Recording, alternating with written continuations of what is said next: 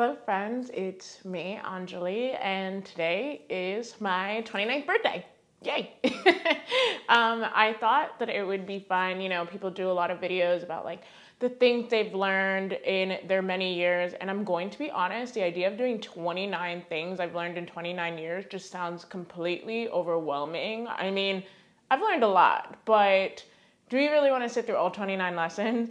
So I thought it would be better to just do 9 things I've learned in 29 years. So this list is also not in any particular order. Chaos, I know, but I guess I'll just get into it. So the first thing that I wrote was prioritize you in always. I am the oldest of 4, so that is my background. They've always been my kids, so I grew up having to not really think about myself, having to take care of others. And then my dating history reflected that. So I was always thinking about my partner. I was always thinking about, well, how do I make it so that your life is easier and I will do anything for that, which is very codependent, very, very self-sacrificial, and very, very not great. Especially when, okay, if I had me now to talk to younger me, I'd be like, girl, you are too young, way too young to be giving everything up for other people. You have way too much life to put together for yourself before you give it all up for other people. And so now that I'm 29 and really going to carry into my 29th year, honestly, this might be the most important thing on the list. Actually, I think everything's pretty freaking important. Prioritizing yourself. Making sure that you are non-negotiable in all situations. There are times, yes, when you have to put others first, but considering yourself, maybe that's what I mean to say. Consider yourself non-negotiable, considering your needs, your wants, your desires, always has to play a part in everything that you do. Period. So the next thing, number 2, I put trust your gut. Without delving too much into my past, there have been situations that have set me back tenfold because I didn't just trust my gut. I didn't just go with my initial desire, my initial spark, because I really didn't trust my own intuition. And this kind of goes back to like prioritizing yourself. When you prioritize yourself in all ways, in self-love and I always used to say it's like you have to date yourself. When you prioritize yourself that much, you start to build a trust within yourself. And I never had that trust in myself until more recently. I heard what my gut said, but I always was kind of like, well, somebody else probably knows better, so I'm going to listen to them instead. It's that idea, how your parents used to say, I know you better than you know yourself. I pretty much applied that to everybody. I figured everybody knew me better than I knew myself, which is just crazy because I'm the one that's lived with myself for now the past 29 years. I know myself better than anybody else does. I should trust in myself more to make decision for me. And if I make the wrong decision, I make the wrong decision, but at least it's my decision and I can't put that blame on somebody else, So trust your gut. It is so important. And if you don't have that trust in yourself, then you need to build a better relationship with yourself and get that trust. Number 3. Boundaries. Oh my God, I could talk about boundaries forever. Boundaries are essential to every freaking thing. Boundaries are essential. Boundaries are absolutely key if you want to do anything, have good relationships with other people, with yourself, if you want to have a good relationship with your job, you want to have a good balance in everything. Boundaries are so important, okay? Don't do anything without knowing what your boundaries are first. Please. Because boundaries are the reason why my life is constantly in disarray. It's because I have no boundaries and I just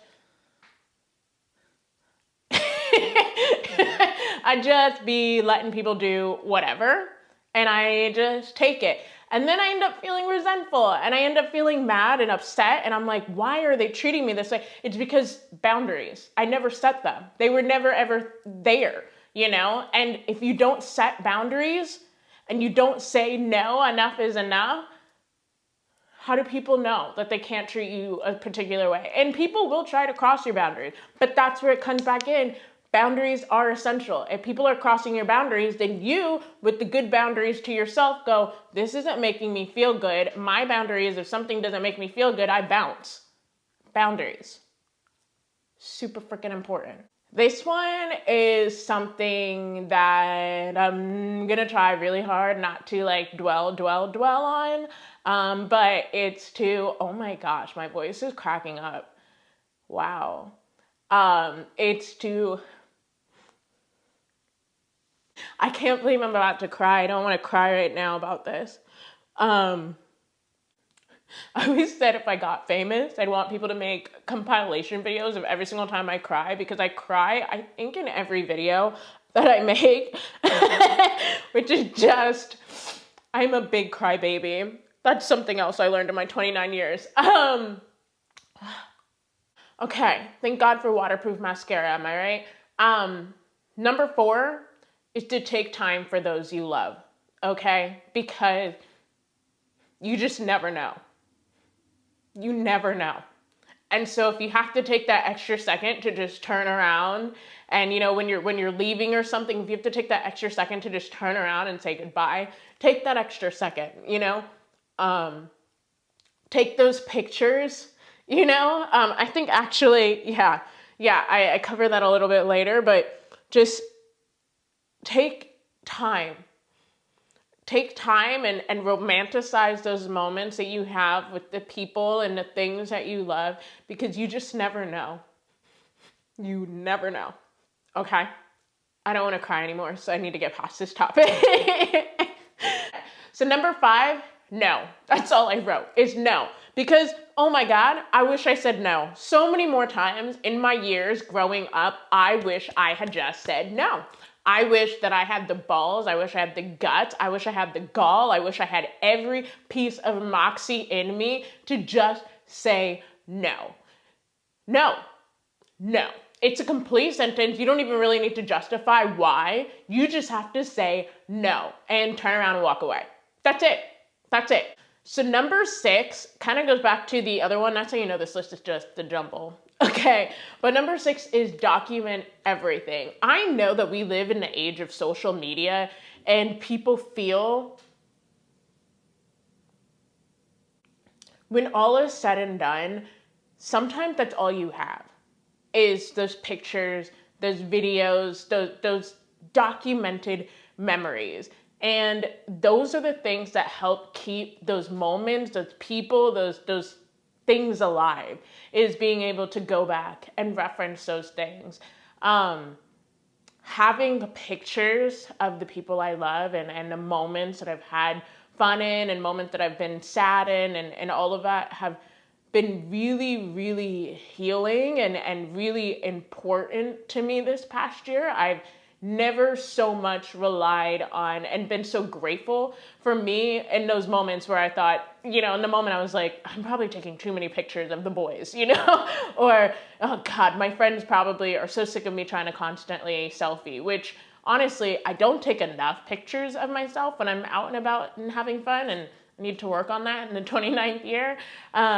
It's because of all those documented moments that I got to look back this past year and see my journey, see the journey I've had with my little family, and really get to keep those parts and those special little treasures alive. And I just truly stand by the fact that document everything. You can never have too many pictures and too many videos. I just don't think you can. So number 7 is to love freely and without expectation. And I know that can seem, I'm saying it out loud and I'm like, without expectation, I know now, there's certain boundaries and stuff like that I wish that I had had, but that's not really what I'm talking about here. When I say love with no expectation, I feel like I am such a loving person. I love to love. That is a big thing about me. Anybody that knows me knows that I absolutely love to be in love, and I love to give love, and I love to have really loving relationships. And the without expectation means that it's without that idea that they have to reciprocate that exact intensity of love back. It's that being selfless, just giving and giving my love, and then just going, if they don't want to give me that much back, it's okay. Maybe then I just go give all this love else out somewhere else, or maybe I just, I don't want to be jaded. I don't ever want to feel jaded because I dared to love. And I think it's so easy, especially as you get older and you start to collect these love stories, these heartbreaks. It's so easy to allow yourself to get bogged down and jaded and let your heart get hardened by these situations. But I think it's important that you don't let yourself get hardened by those situations. It's important that you learn, and you get lessons and you gather lessons. But I think it's still important that you allow yourself to be free to love and put yourself out there in love, and allow yourself to be rejected and allow yourself to not get exactly the kind of love you want back, and not feel like it's the end of the world. No expectations. I just wanted to hand you this gift of my love, and if you don't want it, that's okay, because I just wanted to give it to you. And I don't know. I think that's important, and to me that's going to be a core part of my essence going forward. So number 8 is somebody who always wanted to be a rock star. Number 8 kind of kicks me a little bit, but routine doesn't make you boring, okay? But I realize I work better with the routine, and I feel some type of way about that because I want to be somebody that's like, I'm so carefree, so cavalier with my time, and I can just do whatever, whenever. And, that's kind of the whole point of wanting to be self-employed, right? Is you make your own schedule so you could do whatever you want. But I actually just cannot operate that way. I think some people can. I am not one of them. Could not be me. I've tried, and I really do try, but no, I actually need a routine. I need to know that I'm getting up at a specific time. I need to know that I'm going to bed at a specific time. I need to know that if any of those times are altered, everything else is I'm still adhering by the same schedule. I need to know that I'm doing this at this time. That structure just keeps me going, and it keeps me reminded of what my goal is, my focus is. Because when I start to just go all over and all willy-nilly, then honestly my brain starts to go all over and all willy-nilly. And as an artist, it is very hard. Okay, I'm talking to other artists about this. It is very hard to focus when you are an artist. And one of the biggest things that I need is focus as an artist. And the way for me to get that is with structure and with routine. And I hate it, and I want to smash it with a giant sledgehammer, but here I am, realizing that routine is something I have to do, and it's not necessarily boring, and it doesn't make me one of the sheeple or whatever. It's just something I have to do. And then the last thing on this list, number 9, is community is key. It's like they say, it takes a village, it takes a village, it takes a village, it takes a village. Anything that you want in this life, you are not going to be able to get on your own. It is going to take a community. It's going to take people around you that believe in you, that want to help you, that will lift you up, that will carry you when you're low, and that will allow you to do the same for them. It takes a community, and you cannot just be reliant on just that one person or yourself. And I never really had community growing up. I was part of the marching band and whatnot growing up, but I felt very othered a lot growing up, and that went with me as I went to college. I felt kind of othered, and I felt and that was partially due to my own, I just never really learned how to form relationships. That's not really something, I didn't really learn how to make friendships. I didn't really learn how to form, those healthy relationships that you need when you're making your own community. And so this past year especially, I've been able to see examples of healthy relationships and what community looks like and what it can do for you. And I've been kind of forming my own. It's still a work in progress because I'm still learning, and there is a lot to learn. But I would not be able to be as, honestly, as healthy mentally as I am without my community, without knowing that there are people out there who are rooting for me to be in better spots, and they're actually out there doing things to put me in better spots. And it's not like I'm a burden, you know, it's not like they're like trekking miles and going, you know, miles and miles out of their way to help me out. It's just, we are in this place, we can help you, you help us, or you give us value by, you know, being here in this way. So let's become a community together.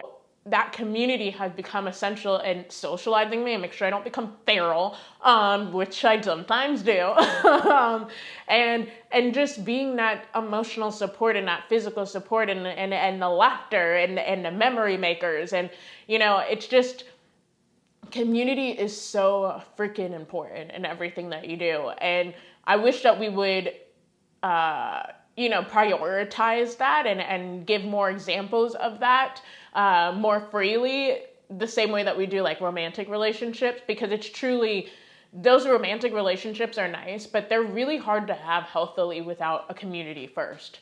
And so I don't know, that's number 9. So these are the 9 things I've learned in my 29 years, and I'm really looking forward to this next year in my life. It's so funny because I realized my last video that I posted was pretty much almost a year ago, and I was, you know, going to see the big cats, and I was in such a place where I knew that this next year was going to be really transformative, and a lot of stuff has happened to me over this past year. A lot of stuff has happened to everybody, but, you know, this video is about me.